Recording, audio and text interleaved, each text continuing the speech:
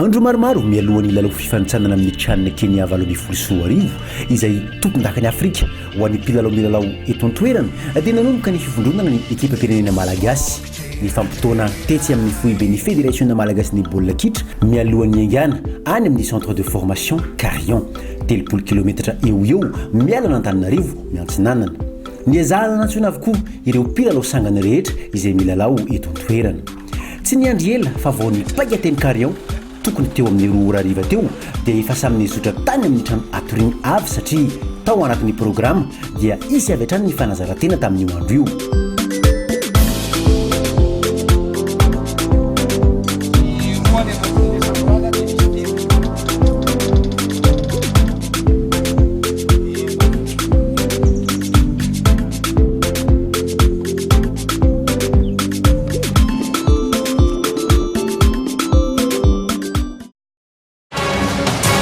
Dia vavany avy hatrany ary nisy olo fanamina ireo mpilalao Newman avy hatrany amin'ny fanazarantena tsara ny manamarika fa tsy vao sambana antsika malagasy no hiatrika an'ity Tchad ity saingy amin'ny fotoana ity raha ny teny izay nataon'ny mpanazatra Ro Auguste dia ambony ny fanamby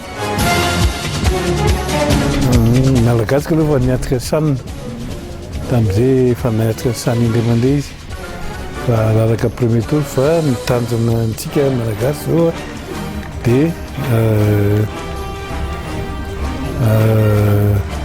mba ho tonga any amin'ny qualification ho an'le équipe nationale le eto toerana zany sady ampisehoan'le hoe manana talenta koa zany le joueur reto.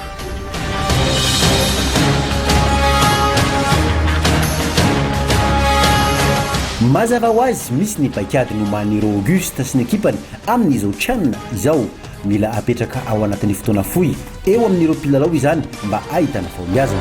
Fifantenana zao ka aloha dia alaina le tsara rehetra zao zay manao azy manao karazana fifantenana ihany zao zay satria présélection zao ty nanana teo amin'ny roa herinandro teo ny staff technique na ahafahana mametraka tsara ny tokony atao.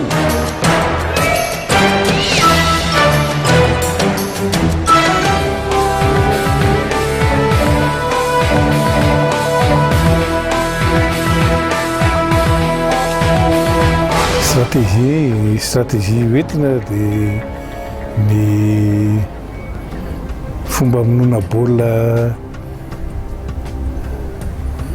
tsara hoe fomba hamonoana baolina betsaka indrindra zany hoe zay ny anarana aty zany.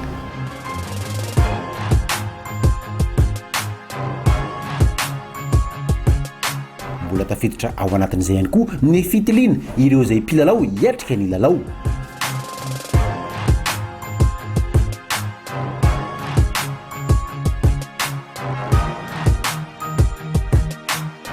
Miasa voalohany ka aloha zao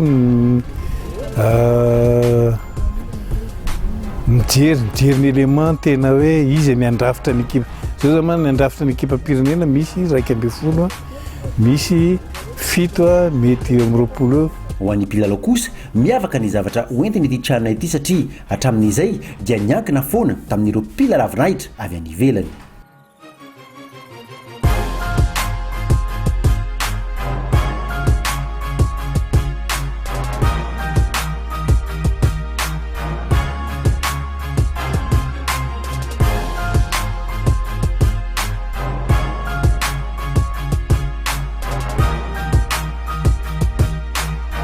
Mampiavaka an'le gasy tsy misy expatrié zany le gasy tsy misy expatrié efa mifankalala filalao aty Madagasikara dia mety tonga dia mora ny ifandraisan'le joueur eto Madagasikara.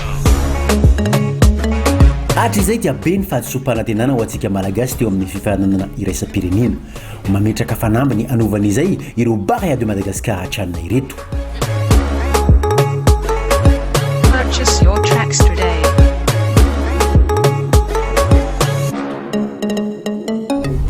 Misaosa zany mety ambony be satria raha ny zavatra ataon'ny lehibe zany sy ny ezaka izay ataony manao an'ireo ankizy rehetra zany dia ambony be zany sansany malagasy amin'ity sany ity. efa hatry ny ela no nampeka izao tontolo izao ny kalitao antsika malagasy ho ampiseho an'ireto mpilalao reto izany amin'ny fifaninanana io. Purchase your tracks today. Mampiavaka azy zany, mampiavaka ny mpilalao malagasy zany a, akoatrany any ampita zany manana akingana zany ny mpilalao malagasy. Tanjona voalohany izany ny atrehana ny phase finale amin'ity indray mitoraka ity izay mariana moa fa dia atao any Kenya amin'ny taona 2024. Mialohany atongavana amin'izany dia mbola hiatrika ireo fifanitsanana isan-karazany ka i Malawi no ifandona voalohany amin'itsika ny asabotsy 12 aprily 2024 izay anentanana ny malagasy rehetra tonga nohana ny Barria de Madagascar. Purchase your tracks today.